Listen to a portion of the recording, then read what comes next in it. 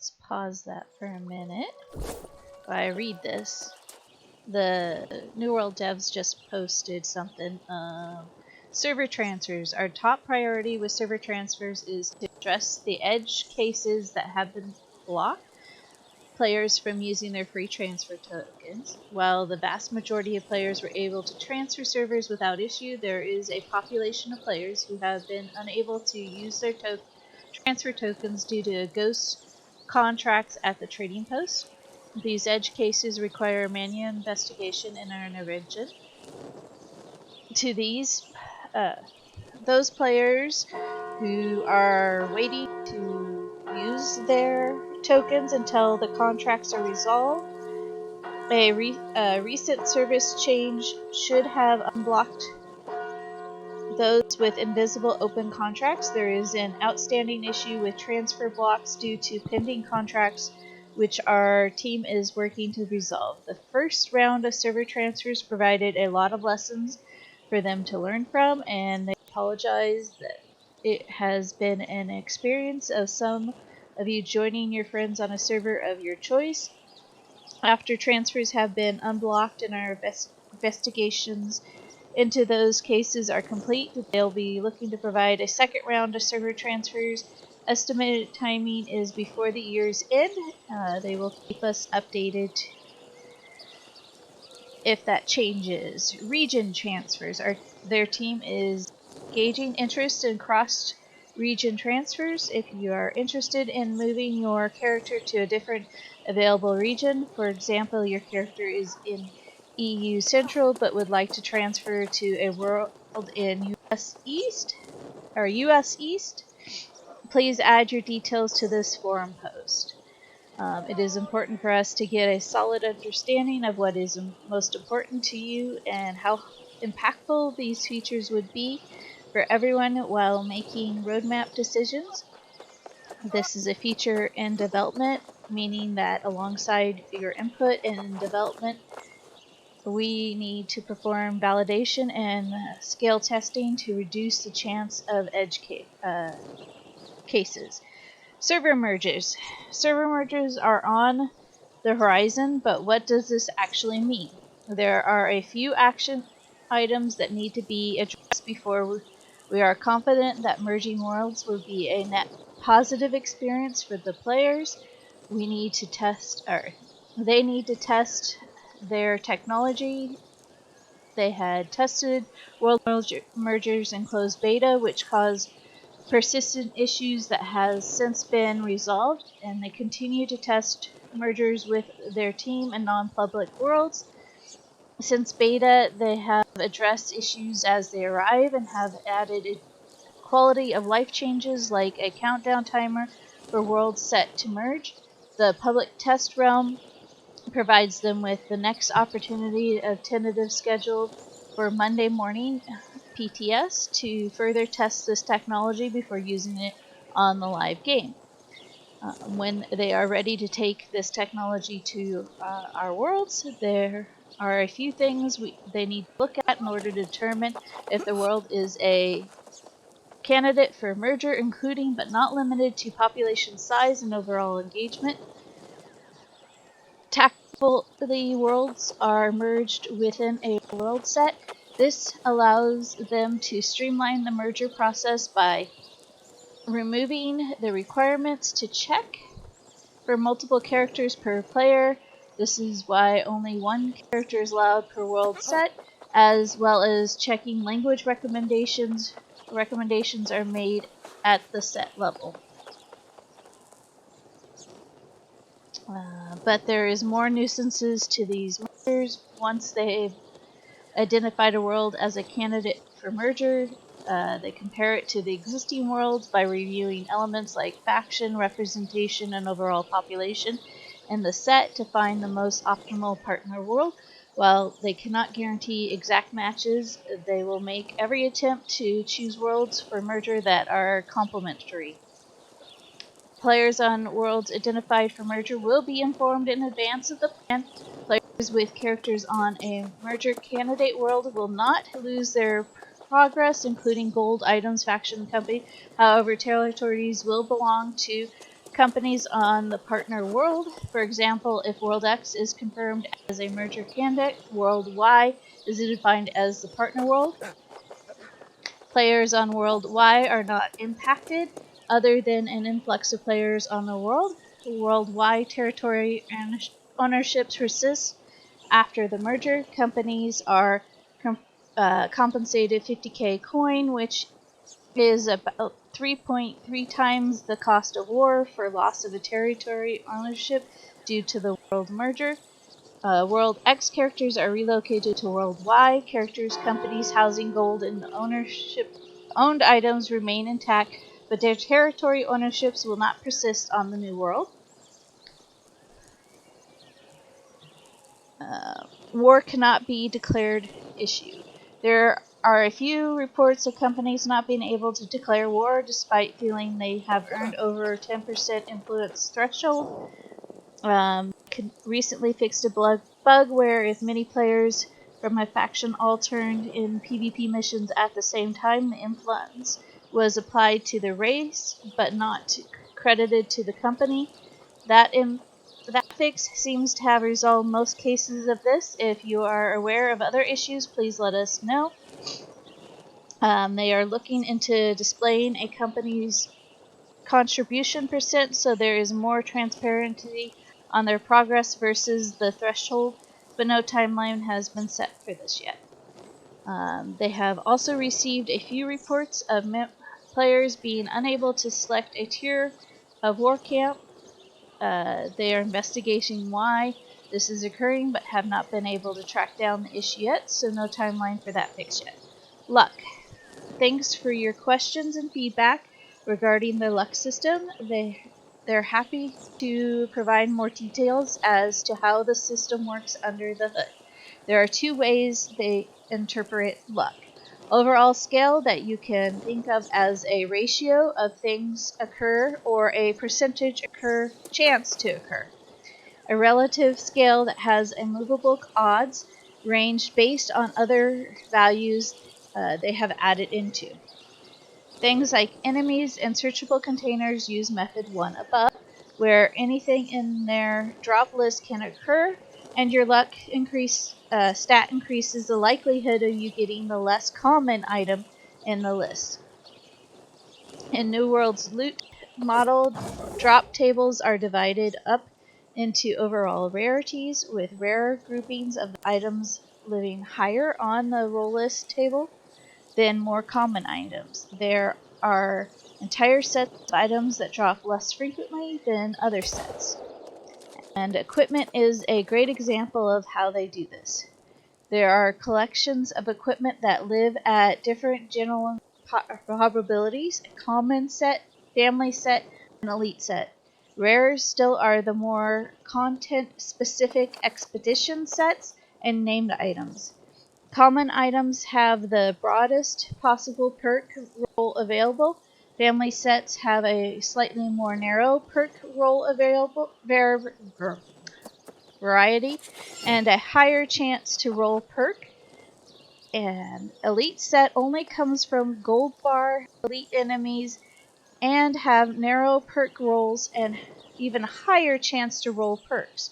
Expedition items almost always roll some perks and named items, some with preset selections of perks that do not roll.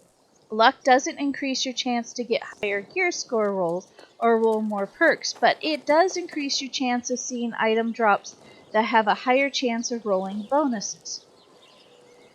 Gatherables, but not fishing, use method 2 above. As your luck stack increases, it gradually enables new items to drop from the tables.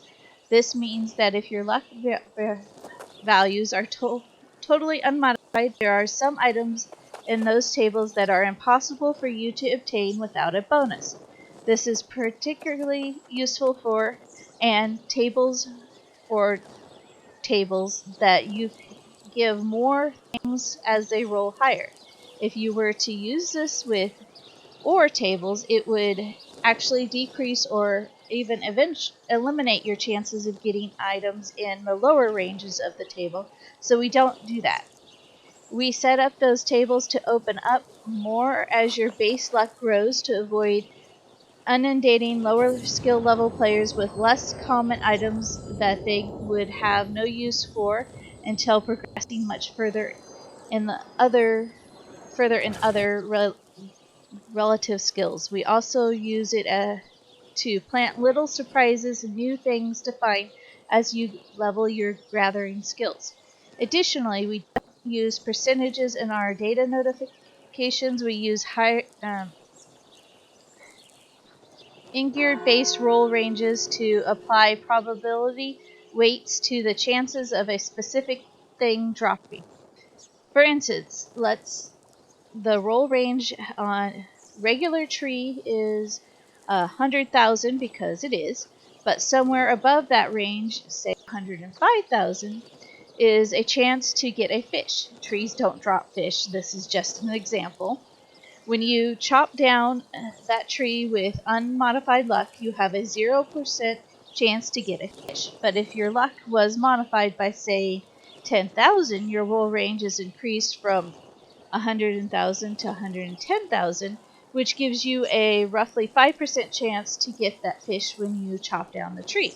If you only increase your luck by 5,000, you would have a 0.00001% chance to get that fish. But that's why our luck increases from things like food, equipment, are pretty chunky as we avoid cases where your luck value is stuck in an unfortunate ultra low odds of a thing state. With gatherables in particular, increasing your gathering skill adds base luck to your roll with level 200, granting a total bonus of 2,000 to your base rolls. There aren't any cases in the game where not having a luck bonus will prevent you from getting an item as long as the associated trade skill is at 200. You can use food and equipment to further increase your drop chances, or even enable some items to drop for you earlier in your progression. Incentivizing players to join a less dominant faction. To help balance factions, they currently have two mechanisms in place. First, we gave underdog factions extra influence to give them a better chance to earning the right to declare war. Second, they did not allow players to switch factions to the dominant faction. Very soon, they will be reducing the time between faction switches from 120 days to 60 days, which should help move some players into underdog factions. We are actively discussing ways to incentivize players to join less dominant factions, but they don't have plans or time frame yet. A couple of options have discussed they have discussed our gameplay buffs to underdog factions or more targeted incentives to groups within the dominant faction to switch over for rewards if they successfully capture territories. Let them know if you think what you would think most incentivize you. Their stance on exploits. A bug is when a game mechanism doesn't work as intended or described in game. Bugs are things that happen by accident to players, and we aren't interested in suspending or banning in the cases of accidents. A bug becomes an exploit when players use it unintentionally, repeatedly, or both to obtain an advantage over normal gameplay behavior. In cases where it doesn't seem very clear to an average player that something is a bug, when possible, we'll specifically identify a particular bug used as an exploit to warn they are being warned they will be acted upon. An example might be a spawn bug. Let's say there is a particular creature that only spawns once an hour. A player stumbles upon a sequence of actions that causes the creature to spawn instantly. The first time this happens, it's a bug, but if the player starts going through the sequence many times to spawn the creature and kill it for loot, it's become an exploit. Using the bug to gain faster loot access than a regular player would. If you have to ask many questions past this common sense layer, how many times, what if the same sequence to force spawning, but actually a different creature, etc., then you are likely in exploit territory. There are far too many variations here to cover with a blanket rule. How do they penalize player deliberately utilizing exploits to win wars or farm gear? Usually, their course of events is to suspend players temporarily first, then to switch banning if the player behavior repeats. There are particular grievous cases where they might fully ban even on first event. If they felt there was significant evidence it was done deliberately. Both of these issues are separate from use of third-party software to gain advantages in the game. That is not a bug. A player who is doing that should be expected to be fully banned as it is against the toss. Quest and quest design. They have been gathering data and feedback on quests and storytelling since launch.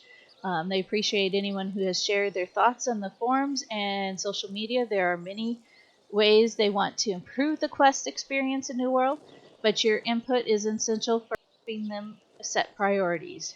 The most significant areas of concern they have identified are the lack of variety in quest dynamics, quests that require players to undertake long travel times, and the ways in which our storytelling is individual quests across the whole of the game could be more compelling. Additionally, there have been several specific issues with long spawn times and excessive difficulties with some innate enemies in both the main story and side quests. The good news is that many improvements are already in progress. A sample of some of the efforts underway right now. New task types integrated into existing quests is the main storytelling, including wave events, destructible items, and some light traversing mechanisms. More enemy variety and improved spawn scaling. Major enemies in the main story quest series adjusted to be more appropriate difficulty. New quests and quest givers spread out across existing zones closer to the locations they're asking players to visit. New and improved quests in higher level zones. Some quests gating improvements to allow far more optimized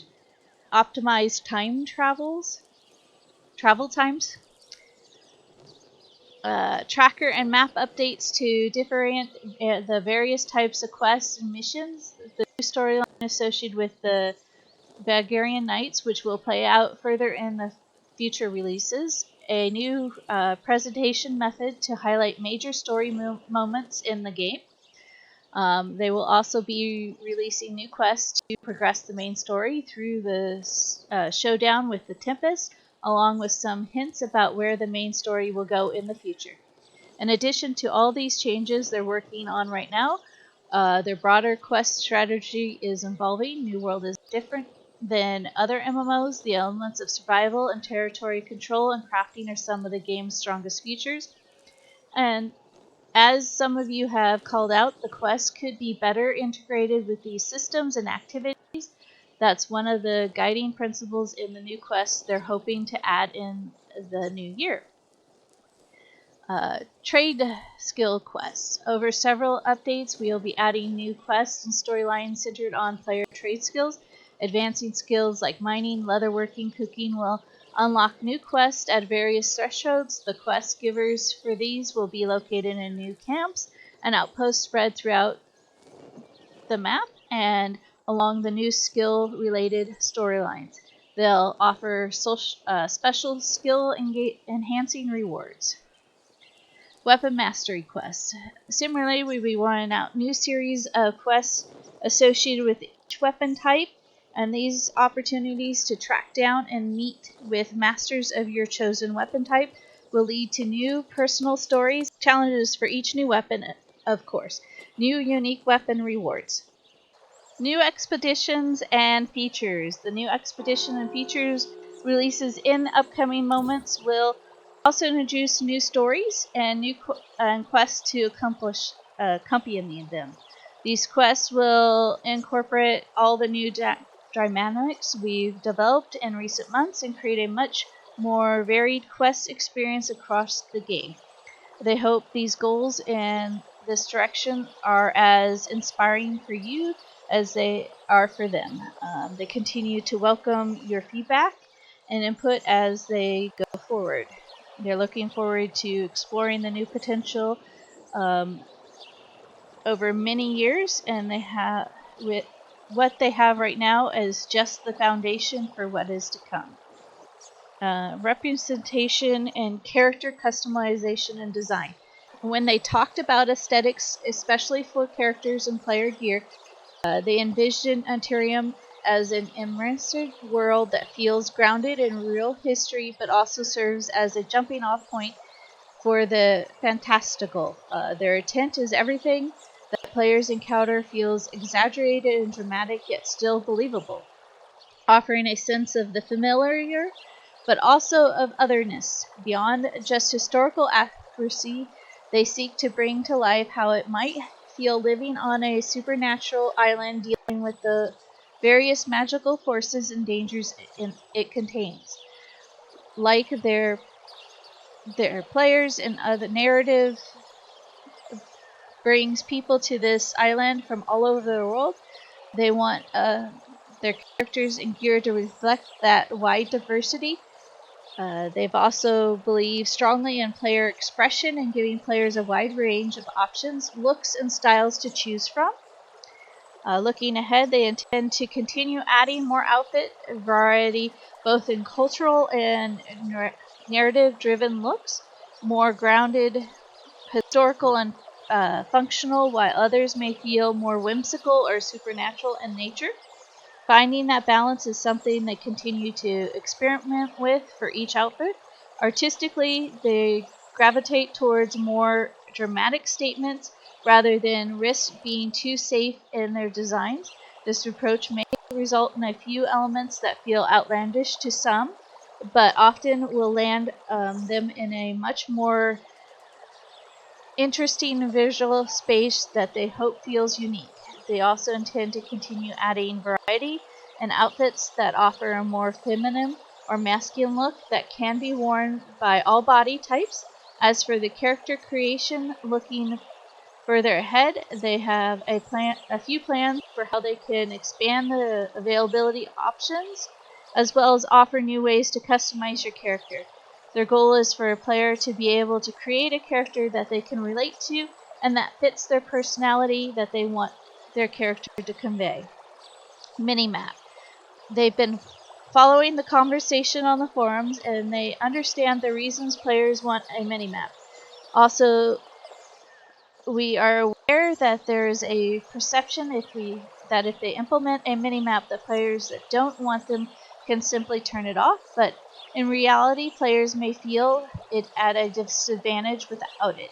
Right now, creating a minimap is not a high priority for them as they have many other items they feel are more pressing. The high level reasoning is that they have concerns with it meshing with the New World's action, combat style, and world design that it could break immersion and may limit the drive for exploration, and there are technical limitations. And they feel the compass fulfills the needs, setting fits the setting and promotes exploration and supports combat. Diving into some of the specifics, a big part of their combat is situational awareness, and the addition of minimap may compromise this in a few ways. First, they are concerned that the eyes may be planted on the minimaps as opposed to the play space. Second, if there are any combatants, AI, or players on the minimap, it could change how the game is played. Another concern is that players may play the minimap or at least stare at it as opposed to the game world, which could have a negative effect on immersion. Once implemented, the desire for more efficiency will likely drive to adding gameplay elements like nodes, active and inactive, local wildlife, and players. Then gameplay could become more about efficiency and less about getting lost in the world. At that point, they're playing a 2D game as opposed to the beautiful interactive world they have created. The world is built without is built with landmarks, roads, and vistas to drive exploration, and not to mention key elements that might be off the beaten path. If they had a mini map, it could change open world behavior and potentially remove the natural exploration that happens now in the game. On the technical side, you may wonder how a third party can quickly do this, and the dev team says it's going to be more work. The reason is that the dev team has a minimal spec that they are committed to supporting, and this will require rendering and artwork to ensure that it is performated. They continue to follow the conversation, gather more information, and will periodically reevaluate their position as they do with many decisions. All that said, we have discussed the matter with the Overwolf and have decided not to penalize minimap mods from this third party, provided they stick to the following rules. As a general rule, the minimap follows exact rules of a compass and cannot give players an advantage of any type over the compass.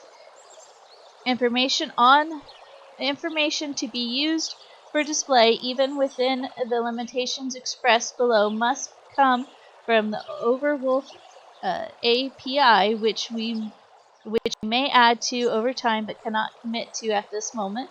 The minimap can show player position, show folks in a group as they do on a compass, only show node placement if they're unlocked that node via trade skills, provide it is within the range that the compass would display. Only show AI that you can unlock via trade skills as compass within a range of the compass. Show quests as they do on the compass. At this time, they can confirm that they have not banned anyone for using the minimap mod from Overwolf. In the future, they may change our position on this and decide to add a minimap or change our position on allowing Overwolf. If we were to change, we will give plenty of notice along with a designated grace period where would not ban players for continued use, but would take action after that grace period has ended. Company concerns. One of the key elements of New World is the player's ability to change the world. To achieve that, and we give players a lot of power to form organizations, to take over territories, and to manage town policies. But with that power comes also some risk that bad actors will use that power for self-gain. They have tried to provide guardrails to ensure those bad actors don't create too much loss. Cap players' coin to 500k, ability to set withdrawal limits for lower ranks, etc., but there have been a few cases of this happening recently. In the future, we would like to give players more information, like company ledger, and more ways to control access, like the ability to choose company permissions. This should give players better tools to find and avert loss, but these changes are lower priority at the moment versus some of the other initiatives. Combat responsiveness. Along with the bug fixing and turning and the plan changes for the war territory control, the team is starting on some next steps for combat in New World. Their initial focus will be in weapons swapping and dodge cancels and attack input windows. They are currently working on weapon swapping responsiveness and making sure that it is more consistent throughout all of your attacks, as we want some swapping weapons to be as integral as fluid as part of combat. There are many times that you think you swapped your weapons, but you end up attacking with the current equipped weapon instead. They are working to fix these situations and expand when you are able to swap your weapon. Along with the weapon swap, they are looking into our dodge cancel windows and attack input timings during recoveries of all of our attacks. There are some inconsistencies that are not intended. For example, you are able to dodge cancel out of some recoveries, but not others, and you are able to perform heavy attacks out of the recoveries some abilities, but not all abilities. Our goal is to make sure there are consistent input windows between all weapons and abilities. Weapon swaps, dodges, and attack inputs are a major part of their combat system, and they want to make sure that they feel fluid and responsive. They are rolling out these changes out over the next couple major releases, so please continue to provide feedback, and they will continue to make improvements. In addition to the changes to combat responsiveness, they are planning on balancing update in the future to patch a future patch to adjust a variety of abilities and tune some of the lesser used abilities to make a wider selection of abilities more viable. To further improve combat in Arterium, they do not want to spoil too much from this update, but know it's in the works and on the way. Weapon balance changes. For their November release, they have done a large tuning pass over all of the weapons and upgrades. Their goal for this release was to boost all abilities and weapon trees that they felt were being underutilized while addressing a few individual overperforming abilities. This patch also fixes many bugs and exploits across various areas of the game that you, the player community, helped us identify. They affect many areas of the game, including perks, duels, attribute threshold bonus, navigation, wars, outpost rush, and consumables. They think these fixes will help improve the flow and consistency of combat while providing a better overall experience to the game, every game mode. As they continue to complete additional combat improvements, they will continue to observe player feedback and experience to further tune and improve ability and usability and balance for future releases. There is a big list of updates that are currently on the PTR and will be in for the November release. This is just the beginning of our adventures. They've also created threads for each weapon with these new changes. If you participate in the playtest server, please let them know how they feel. Armor and weapon perks. They are aware that there are some perks in the game that are not functioning as intended. They will be addressing these in the November monthly release. They will continue to monitor your feedback to ensure that these perks continue to not to function properly. They will investigate the issue and work to resolve it. Also, previously, they have stated that they have fixed a localization issue that marks certain perks and bonuses as 0%. They have revised and retested this fix, and it will be released in the November monthly release. The public test realm. On November 10th, they released their first iteration of the public test realm for players to help out test our November monthly release. For their first public test realms session, they will focus on the new low-level enemies, the new trading post experience, PvP faction missions, Void Gauntlet, and the new questline and enemies. On Monday, November 15th, they will be testing server merges.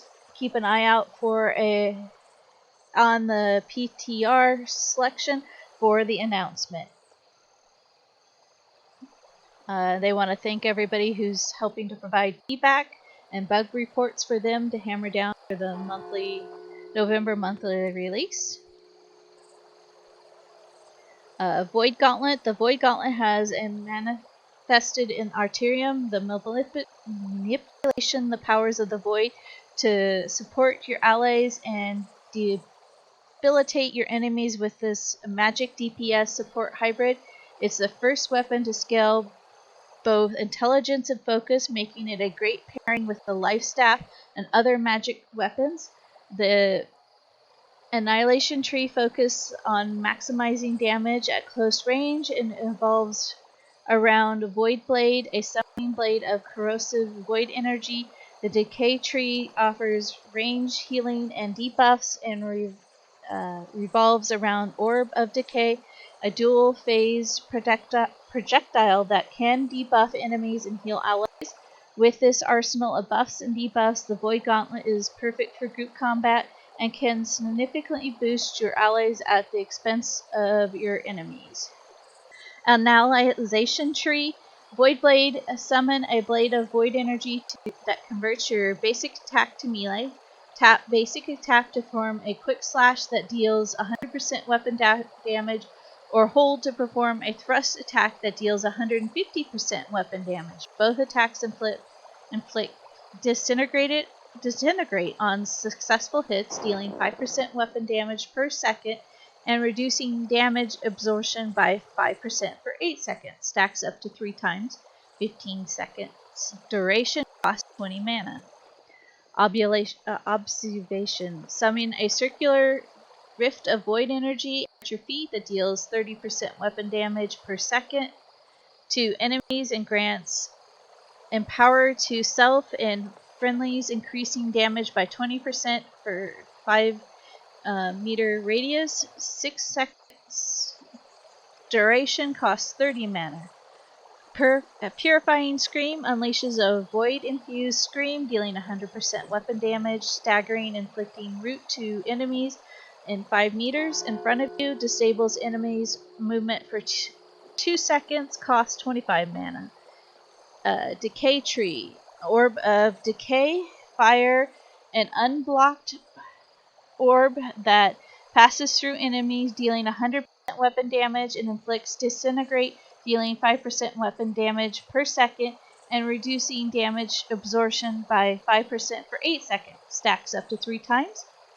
At max range, it transforms into a healing orb and returns, healing friendlies for 20% weapon damage per second for 5 seconds. Healing scales exclusively with focus, costs 20 mana. Baleful Tether fires a projectile that tethers you to an enemy, weakens it, and empowering you by 4% per second, 20% maximum. The tether ends if the target moves beyond 15 meters, 10 seconds duration, costs 25 mana. Essence Rupture.